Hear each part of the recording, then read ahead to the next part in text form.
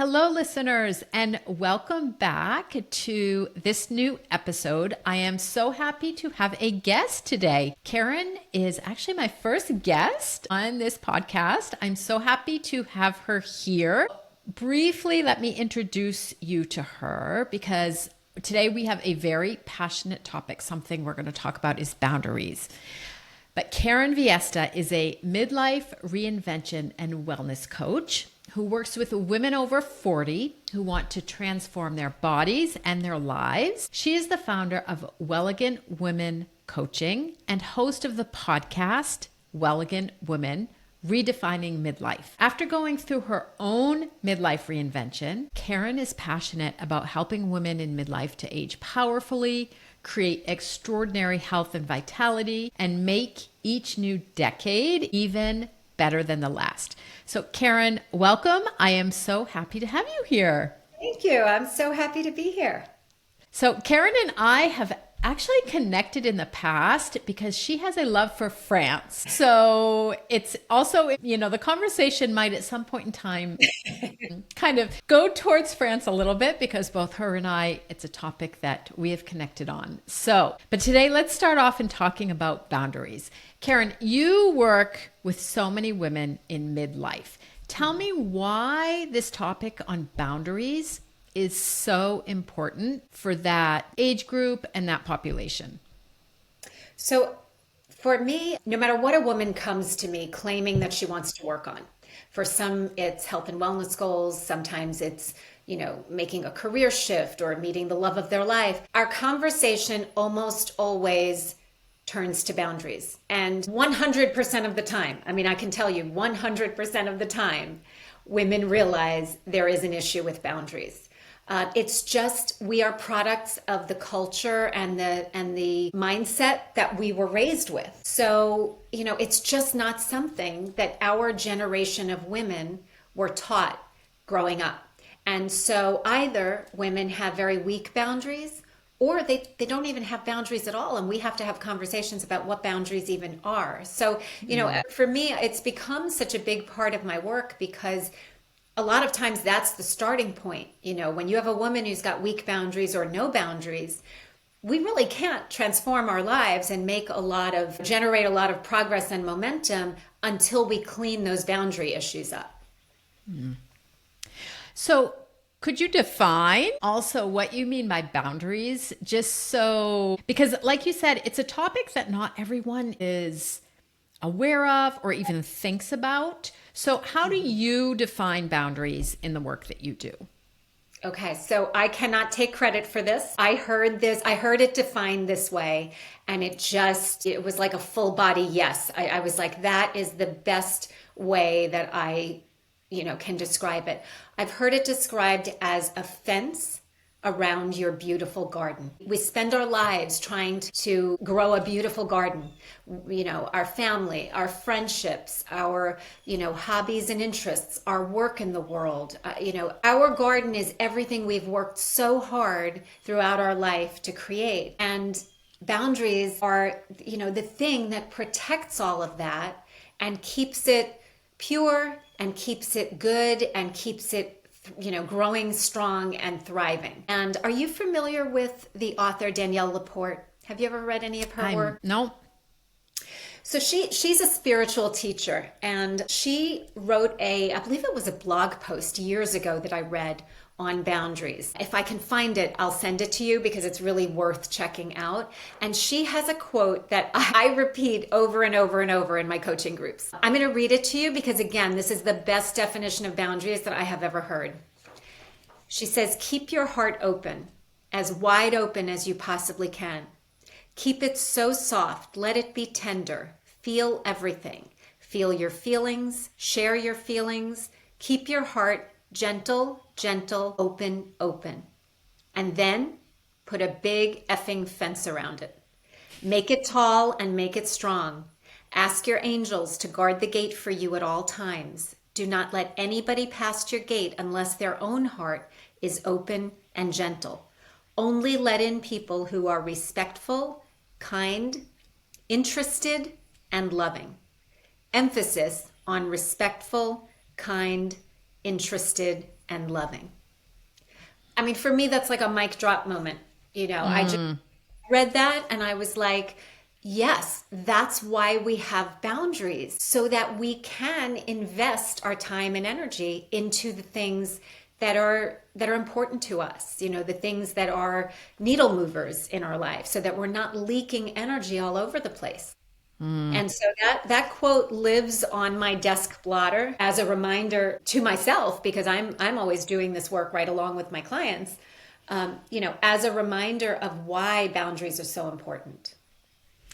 So I love the quote, and I also love the image about the fence around the garden. And because I'm very big into metaphors, and while you were also talking about the fence around the garden, which is also protecting, like you said, our open and our gentle heart, I'm just thinking, we let people in and we let them trample our gardens all the time.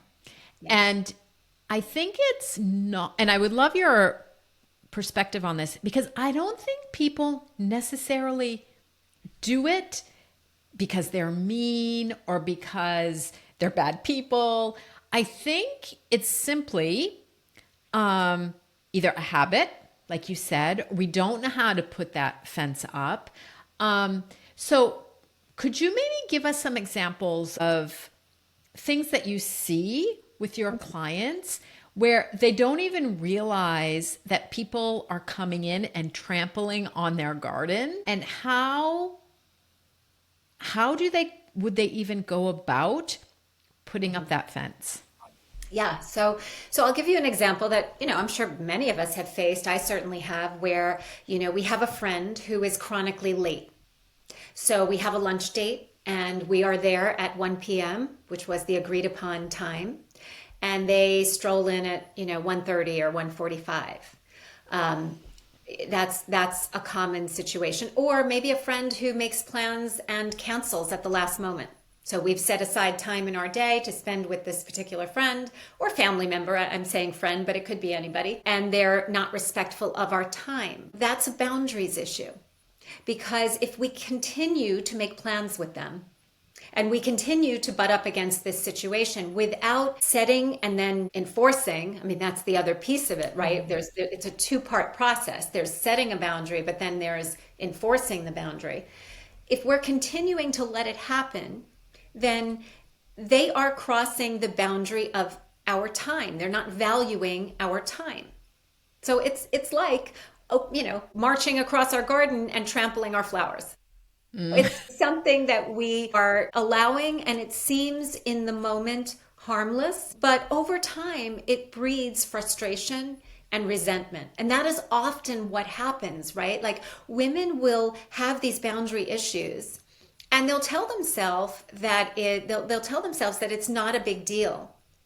It's just who she is. It's just how she is. But unfortunately, what's happening is that it is undermining that relationship, because it's becoming a point of frustration and resentment. Whether we acknowledge it or not, resentment tends to grow. And it's why you have women walking around in an almost constant state of frustration and resentment and overwhelm. And sometimes they can't even articulate why.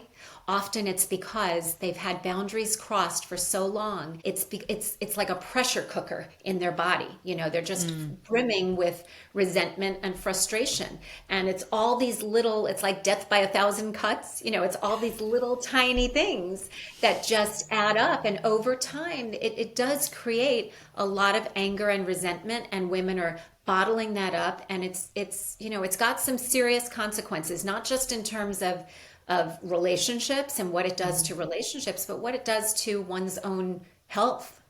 No, it's a very good point, because it's something that I see also, even if we think about at work. I have a client who is constantly being interrupted by her colleagues because she's seen as somebody who will help, who will drop what she is doing to answer their questions. And it's something that we worked on, is how she had no boundaries, because anybody could come at any single time. And so her work was always less priority, put on the back burner, because everybody else was important. So I think this shows up in so many different ways that we don't even realize it because we want to help, or we're scared of conflict, or we're scared that somebody's going to get mad. Is that also, do you see those types of feelings in your clients? I think boundaries has, like an evil twin called people pleasing. And I do see that in my clients. In fact, as you were telling that story, I'm thinking of one particular client of mine who's, a very successful woman. She's got a high powered job, lots of responsibility. She struggles with boundaries professionally, just as you described, but it's because her identity at work, her professional identity is so tied up in being the go-to girl. She's so feels validated by the fact that people come to her for everything, rely on her for everything, and that she is available to everyone 24/7. So the problem or the work of cleaning up boundary issues is that we also have to then address our people-pleasing tendencies, because somebody who's a people pleaser, somebody who's looking to others for validation, somebody who's created an entire identity around pleasing others and being there for other people is, of course, going to have issues with boundaries, because essentially you've outsourced all of your power to other people. So it's very difficult to then, have a powerful boundary set and enforce a boundary and sort of claim that power if you've given it over to other people. So yeah, it's boundary work is deep work because it does highlight a lot of these other issues, and it specifically highlights issues of identity.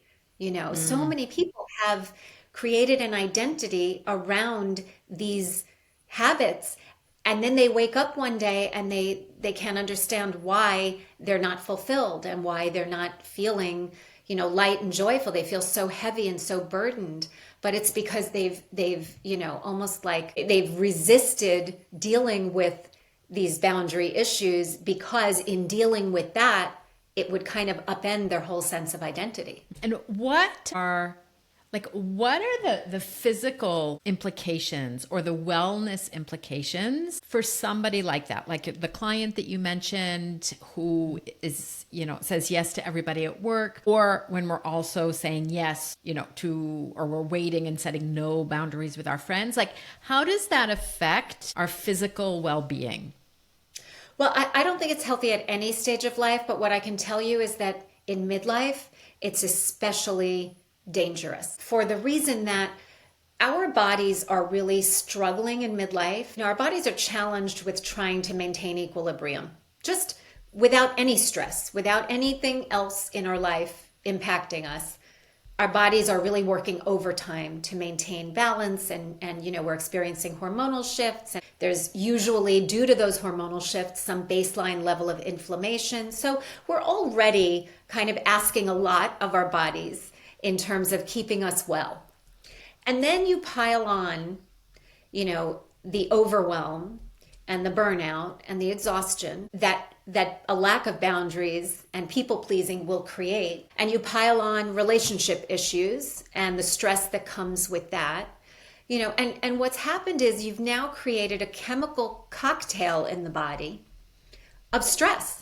And you've elevated cortisol, and now your body is having to work even harder. And it is, when people talk about the midlife crisis, it's like, no, this is like a beautiful opportunity. This is the time where our body is signaling to us, we need to do things differently now. We can no longer operate the way that we did before. And so if we take the time to listen to it, and to address these issues, whether it's boundaries or any of the other issues we might be faced with, we can set ourselves up for an extraordinary second half of life that's full of so much vitality and joy and confidence and purpose. But we can't do that from a place of, depletion. And unfortunately, that's what's happening. And that's why women feel like it's a crisis, because they're so depleted and without support, without information, without, a process, they kind of don't know where to begin to even address any of these things. And so, when they look ahead, instead of looking ahead and seeing it as full of possibility and opportunity, they're looking ahead and they're like, oh God, am I going to live another 30 years like this, feeling like this? It's impacting everything from, their health and well-being, to their relationships, their home life. It really is incredibly detrimental. Yeah, and I think people don't realize it. They don't realize how much it is impacting on our lives. And like you said, I think very rightly so, on relationships also, because it's the relationships. It also becomes, I think, this, like you said, death by 1,000 cuts. Also, that resentment builds up, and that affects your body. And so I think, yeah, it is a perfect storm for just a situation that's actually can be remedied. That can be remedied. So tell us. Think about in your relationships, if you aren't clear on what is a yes and what is a no and where your boundary lies, then you're really not showing up authentically in that relationship. The other person is not knowing you and how you operate and how you think. So it's almost like, it's like having a pane of glass between you and the other person, and having the glass all fogged up where you can't really see them and they can't really see you. So of course that relationship is going to be strained by that. And I think that's what we don't realize. We often think that boundaries is like harsh, like we're shutting somebody out or closing somebody off. I don't think that anymore. I used to, but I think, as I've learned and grown and deepened into this work myself, what I see is that boundaries are really a way to connect even deeper with the people around us. It's a way for us to be even more authentic and even more closely connected. It's not really putting up a wall, as so many people think that it is. And so how do we set a boundary? Like, how do we set it, and how do we enforce it? Tell us what you would suggest. Yeah. So this is like boundaries 101 is, I think the starting point is knowing what is a yes and what is a no. And even that step, you'd be surprised how many women have really never contemplated that, have never thought about that. It's really tuning in and doing some reflection and some introspection and figuring out for you within each of the areas of your life, whether it's your professional life, whether it's your relationship, your romantic relationship, your relationship with your kids, whatever it is, we need to first start by identifying what is a yes and what is a no.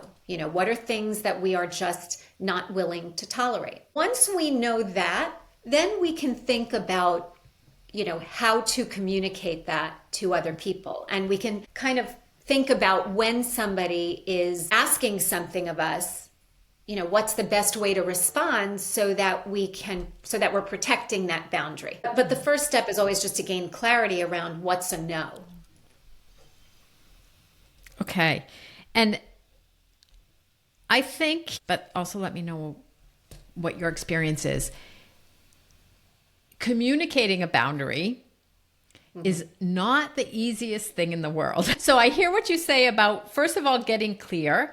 It's true. I think that there are some things, I always say pick your battles, or at least that's my philosophy, is that there are some things that I'm willing to let go, and things that could bother me, but I'm willing to let it go. And there are other things that it's a hard no. So that upfront decision on making a decision on what's important to you or not, what is a yes or no, extremely important.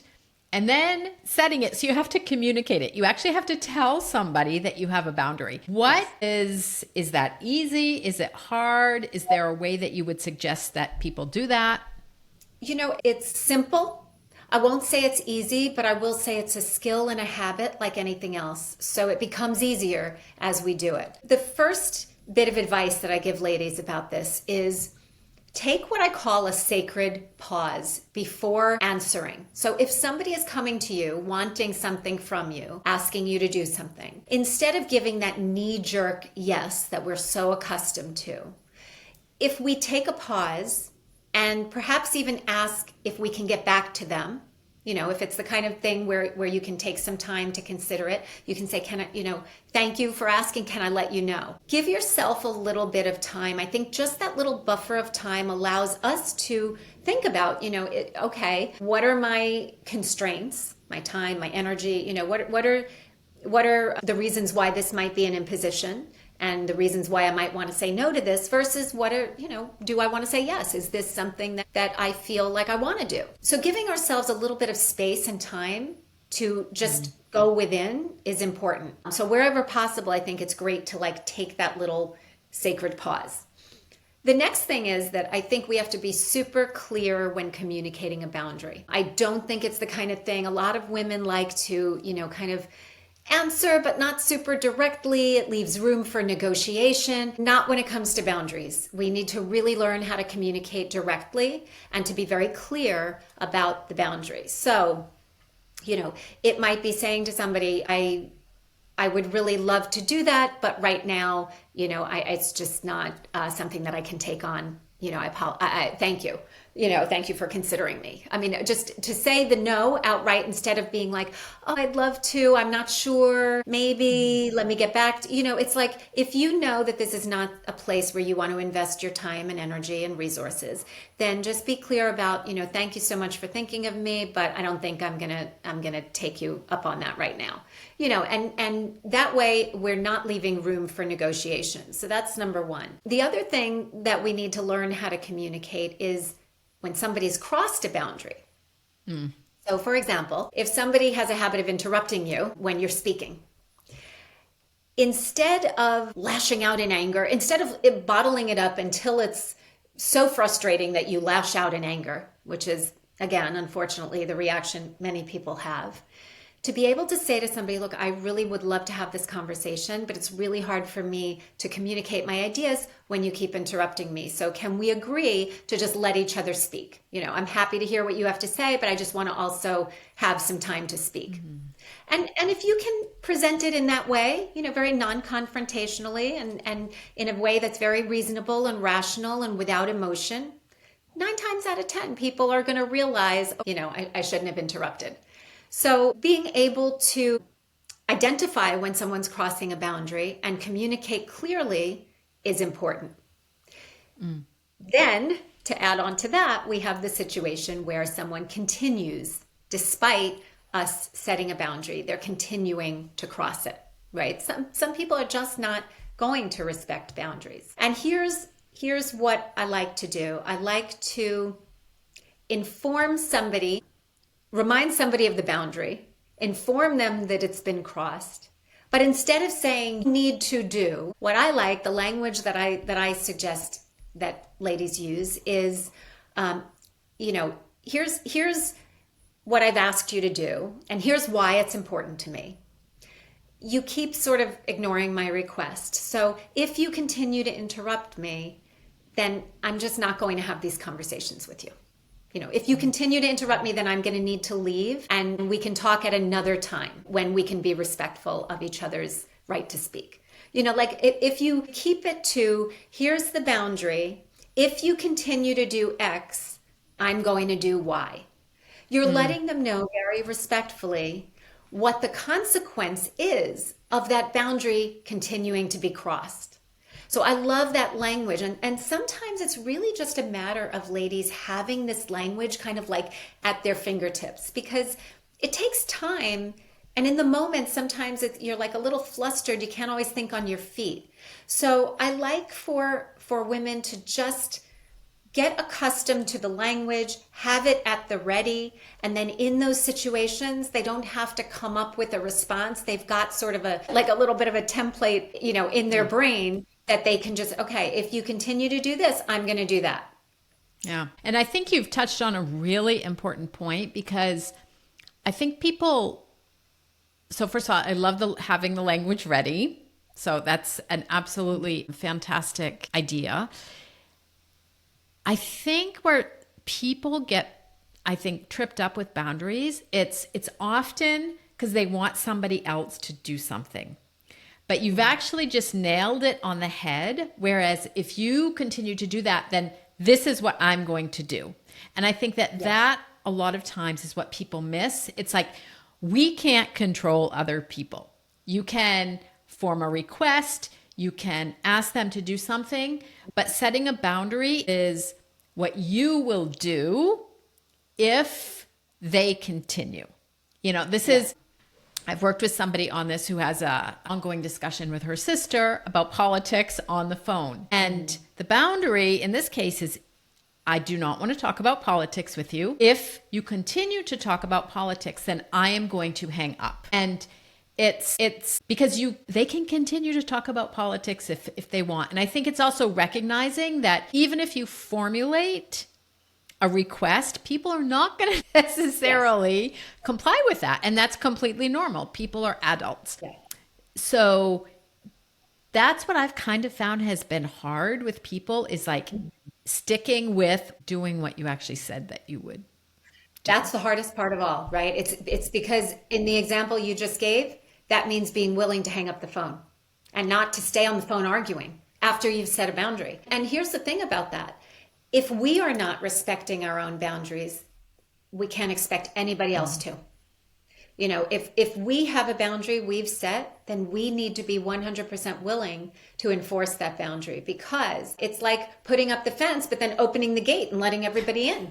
You know, if there has to be a decision and a real commitment on our part to enforce that boundary, whatever it is, with whomever, you know, it is with. And that's really the hardest part, because again, it means challenging some of those other habits like people pleasing. It means looking at our identity and how often are we looking to others for validation.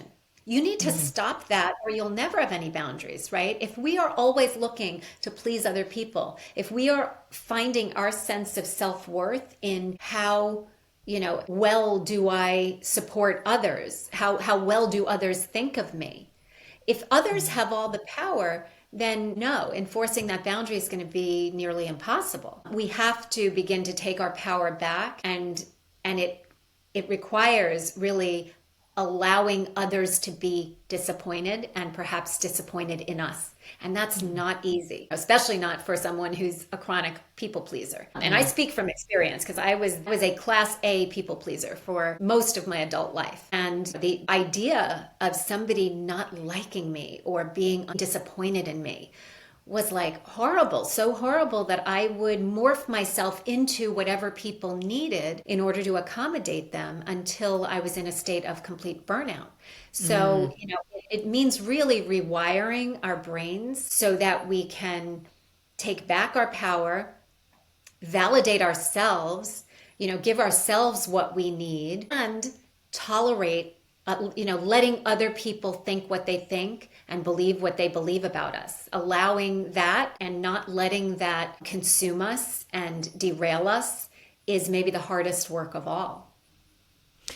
And so what are the boundaries that you've had to set in midlife, or as you've grown and you've done all of this work? Like, if you could share a personal story of something, you know, that you had to do, and you just started to, you know, allude to it now. Yeah. But is there something specific that you had to really work on?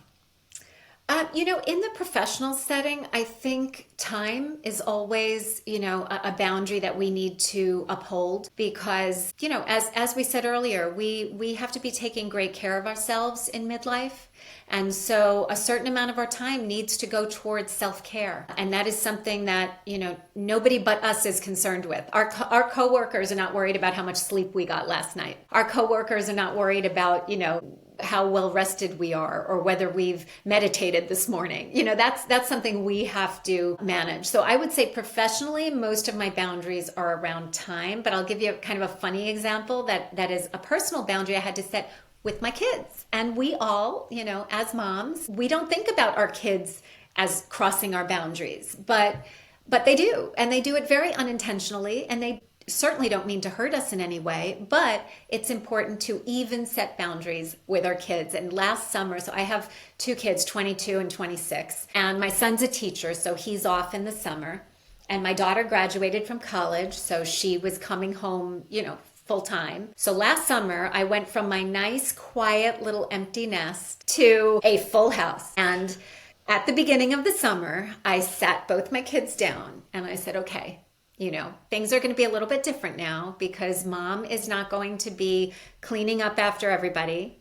Mom is not going to be preparing, several meals a day. I'm not going to be doing the lion's share of the housework or the yard work or anything else. So, here's what I expect. If we're all going to be home, that's like 3 adults home together all summer, then here's what I expect. And here's what will happen if you're not sort of keeping up your end of the bargain. And we had, a very adult conversation about it. But I think it was very important because in previous summers or at other times, when I didn't have that clear conversation around this, what would end up happening is that there'd be stuff around the house, shoes here and dirty plates in the sink and whatever, and I would leave it. See, I was doing this thing that we tend to do where I would leave it thinking, well, if I leave it long enough, they'll clean it up. And they didn't. And then I would get so frustrated and I was so tired of looking at it that I would clean it up myself. And then I would, slam a few things or express my anger in other ways, right? This is like I'm embarrassed to say, the less evolved version of me. But, I've learned that in the end, they had no idea what they even did. Like to them, it wasn't on their radar. So here was mom in a bad mood. They had no idea why.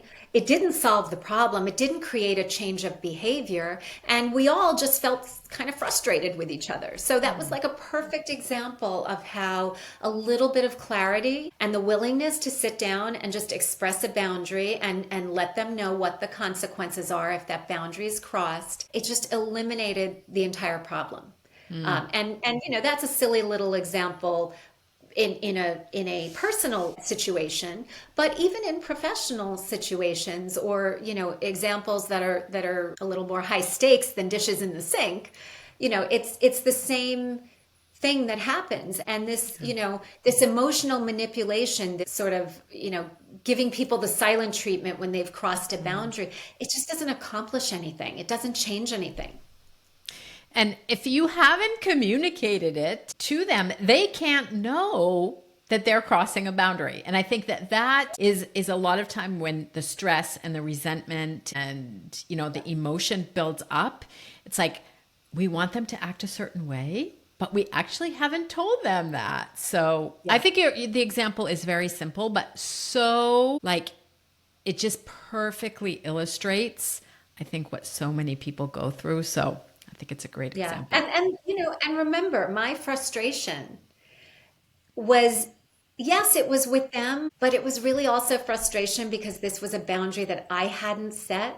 This was a weak boundary of mine for years. And that's what created the habit in the first place. So, whenever we're frustrated with somebody over a boundary being crossed, part of it is, you're frustrated with their behavior, but a lot of it is that we're frustrated with our own inability to set boundaries. Yeah. 100%. Okay, great. Such a powerful conversation because it's something that I think it's a skill that we can learn at any age. And it just increases the quality of our lives, the quality of our relationships. So thank you. This has been, a wonderful, wonderful conversation. Is there anything that we haven't touched upon around this topic that you would like to conclude with, or any closing thoughts before we talk about you and where we can find you? I don't think, I guess I would just want to really impress on women that this is work that is worth doing.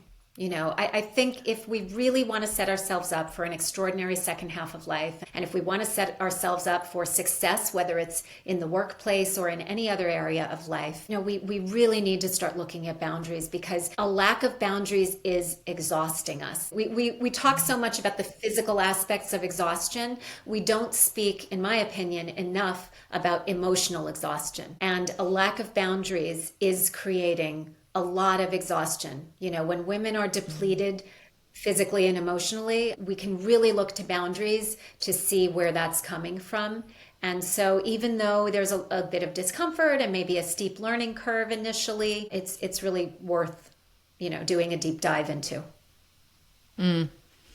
Oh, I think it is. And my personal experience, it's not just with regards to others, but it's also almost communicating it to yourself and being clear. It's coming back to, what you said initially about making a decision, what you'll accept or not. But it's not just with regards to others, it's also with yourself. And just to, give a personal example, I don't usually work before 10 a.m. because that is the time that I read and I walk and I exercise and I just do other things. And so if I accept a meeting before 10 a.m., I have to my reasons. I have to make a very conscious decision about it. But it's being clear also with ourselves and making those decisions ahead of time rather than just letting things happen to us is, I think, so important. Yeah. And it builds a lot of self-trust. So, that benefits us in every area of life, right? The more we become trustworthy with ourselves, the more confident we become. It has a beautiful trickle down effect. Yeah.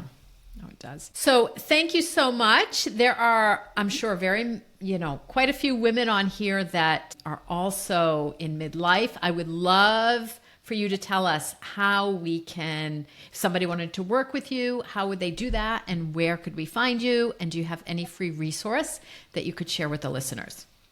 Yes. So people can find me at wellegantwoman.com, WELLEGANT. And at wellegantwoman.com, I have a bunch of resources and inspiration on the website. There's information about my Midlife Mastery coaching group. And as for a free resource, I have for your listeners, because the topic is boundaries, I created a guide called Own Your Life, 20 Ways to Set Boundaries and Live Your Life Your Way. We've covered a couple of the strategies here today, but there are plenty more in that resource. So if people had a little nudge oh, this is some work that I need to do, they may find some of those tips and tricks kind of helpful in setting boundaries. Okay, great. I will link all of that in the show notes. Karen, thank you. We can't hang up without talking about France for just 2 minutes. I would love for you to share with the listeners something that you love about the country, something that you would recommend, a restaurant, something to visit, a city. Tell us one of your favorite things about the country that somebody could do if they came here. Well, I'm a foodie and I love to cook. And every time I go to France, I just come home so inspired to get into my kitchen, to go to the farmer's market. I started a huge organic vegetable garden last year. I don't know if you and I have talked about it, but I've become an avid gardener. But I find France so inspirational. The one thing I have not ever tried to make, which I'm desperate to try, is a souffle. And I think you and I had talked about one of my favorite souffle restaurants in Paris called Le Souffle. And I forget, did you go there? Yes, we did. Every time I've gone, I've been to Paris several times, and I always make sure to go there and have a souffle. So my 2025 plan, my promise to myself is that in 2025, I'm going to learn how to make a souffle that's going to rival Le Souffle in Paris. Okay, so I will also link that. It is a restaurant. They have everything is all souffle, whether it be the appetizer, the main dish, or the dessert, and I do recommend it also. So, Thank you, Karen. This has been great, and I will link all of that in the show notes. Thank you for being here. Thank you for having me.